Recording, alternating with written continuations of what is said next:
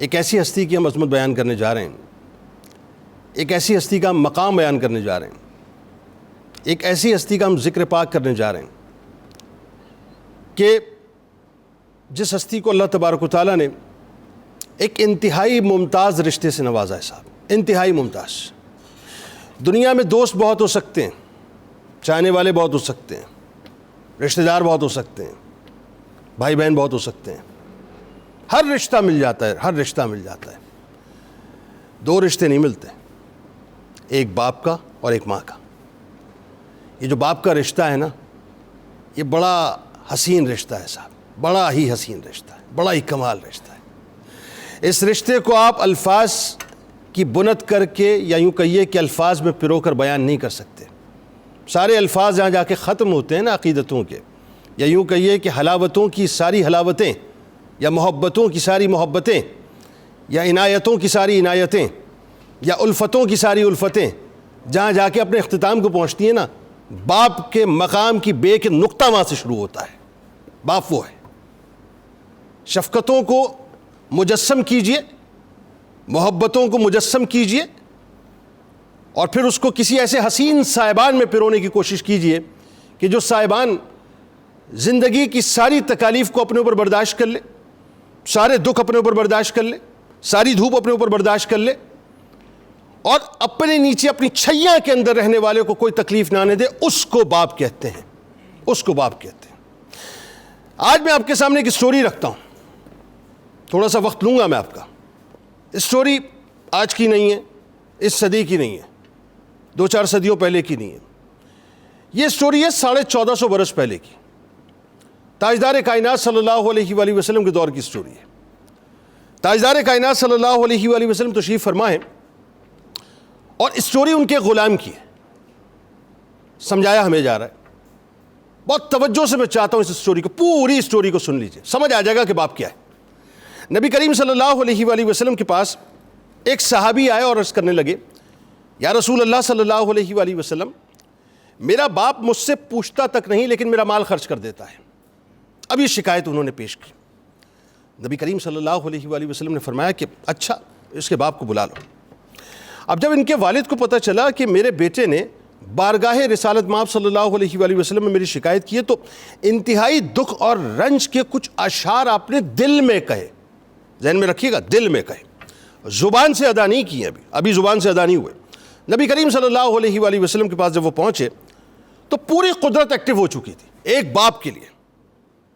باپ کے لیے پوری قدرت ایکٹیو ہو چکی تھی۔ امام الانبیاء کی بارگاہ میں پہنچ رہے ہیں، امام الملائکہ کو اللہ تعالیٰ نے بھیج دیا، پوری قدرت ایک باپ کے لیے ایکٹیو ہو چکی ہے۔ یہاں بتلایا جا رہا ہے کہ باپ کا مقام اور مرتبہ کیا ہے۔ کہنے لگے، یا رسول اللہ صلی اللہ علیہ وآلہ وسلم، کہ یہ جو ابھی جبرائیل امین آ کے عرض کرتے کہ یہ جو ابھی انہوں نے اشعار دل میں پڑھے ہیں، زبان پر نہیں آئے، اللہ نے اسے سنا ہے، ان اشعار کو سنا ہے، اور اللہ فرماتا ہے کہ ان سے کہیں کہ وہ اشعار سنائیں۔ اب نبی کریم صلی اللہ علیہ وآلہ وسلم جو ہیں وہ ان سے کہتے ہیں کہ بھئی اشعار سنائیے۔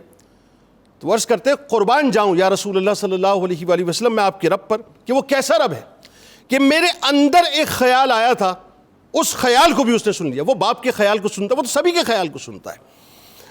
تو سرکار نے فرمایا کہ پہلے ذرا وہ اشعار سنا دو جو ابھی تمہاری زبان پہ نہیں۔ اب وہ اشعار میں آپ کے سامنے پیش کر رہا ہوں، ساری اولادیں توجہ سے سن لیں، ساری، اور جتنی اولادیں جو کہتی ہیں نا پدر شاہی نظام، باپ کی ڈومیننسی، باپ نہیں چاہیے، بوڑھا ہو چکا ہے، کل بروز محشر اسی کے نام سے اٹھائے جاؤ گے، آگے جا کے بتلاتا ہوں، اس کے علاوہ اور کسی اور نام سے نہیں اٹھو گے۔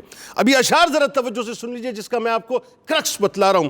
اشعار اس طرح سے شروع ہوتے ہیں، اب وہ باپ رو رو کے سرکار علیہ السلام کی بارگاہ میں اپنی بپتا، اپنی روداد، اپنا درد، اپنا غم بیان کر رہا ہے، اور سرکار امام الانبیاء سامنے موجود ہیں اور امام الملائکہ بھی موجود ہے۔ یعنی آپ اندازہ کیجئے کہ باپ کا پروٹوکول کیا ہے۔ اب اشعار شروع ہوتے ہیں، عرض کرتے ہیں کہ اے میرے بچے، میں نے تیرے لیے اپنا سب کچھ لگا دیا۔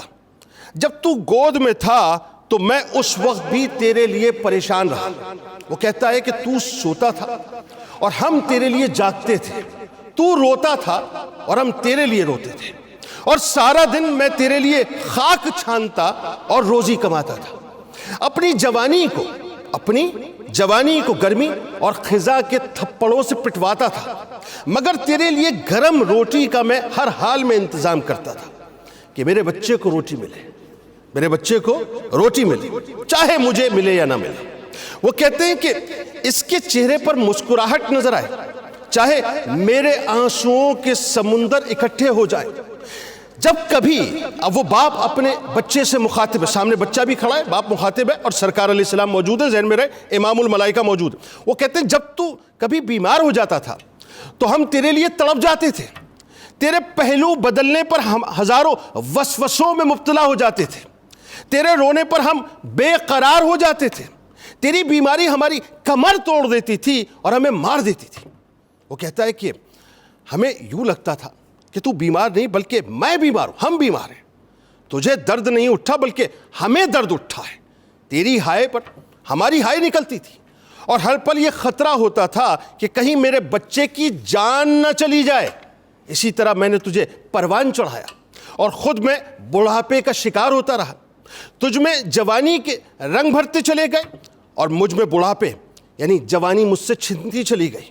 پھر جب میں اس سطح پر آیا کہ اب مجھے تیرے سہارے کی ضرورت پڑی، بھئی اب آ گئی وہ منزل، وہ مقام آ گیا کہ بچہ جوان ہو چکا ہے اور باپ کو بتلا رہا ہے کہ پھر جب مجھے اس سطح پر مطلب میں آ گیا کہ اب مجھے تیرے سہارے کی ضرورت پڑی ہے اور تو اس سطح پر آ گیا کہ تو بے سہارا چل سکے، یعنی اب تجھے کسی سہارے کی ضرورت نہیں ہے، تو مجھے تمنا ہوئی جیسے میں نے اسے پالا ہے یہ بھی میرا خیال کرے گا، جیسے میں نے اس کے ناز برداشت کیے ہیں یہ بھی میرے ناز برداشت کرے گا۔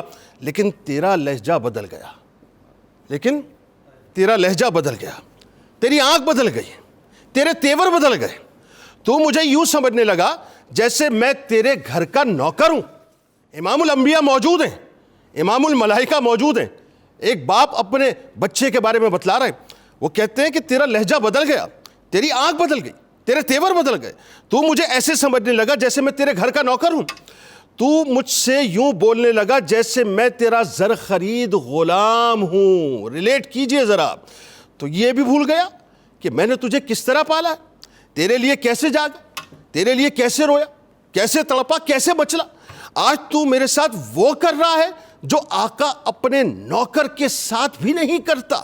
اگر تو مجھے بیٹا بن کر نہیں دکھا سکا اور مجھے باپ کا مقام نہیں دے سکا تو اگلے جملے کلیجے پھاڑ دینے والے ہیں مفتی صاحب۔ وہ کہتے ہیں کم از کم پڑوسی کا مقام تو دے دے، پڑوسی کا مقام تو دے دے، کہ پڑوسی بھی پڑوسی کا حال پوچھ لیا کرتا ہے اور تو بخل کی باتیں کیا کرتا ہے۔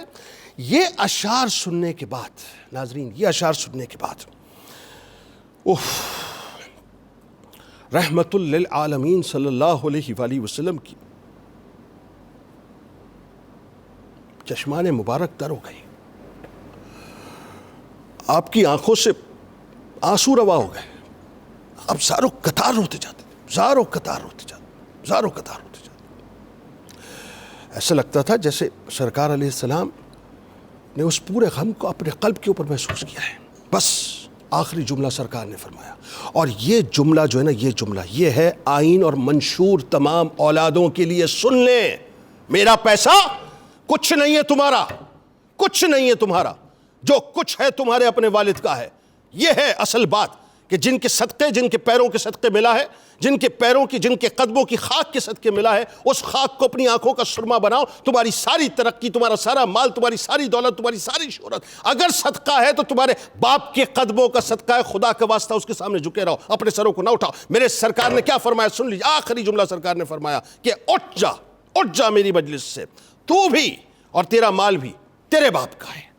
بس یہ یہاں پہ لا کے بات ختم کر دی سرکار نے۔